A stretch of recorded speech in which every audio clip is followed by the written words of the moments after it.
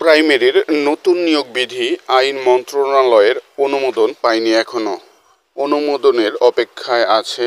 অনুমোদন পাবার পরে নিয়োগ বিধি প্রকাশ করবে।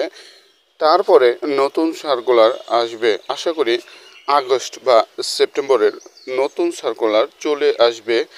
এর ভিতর নিয়োগ বিধি কাজ হয়ে যাবে। সো যারা প্রাইমারি সার্কুলারের জন্য অপেক্ষা আছেন, আর কিছু সময় তাদের জন্য অপেক্ষা করতে হবে।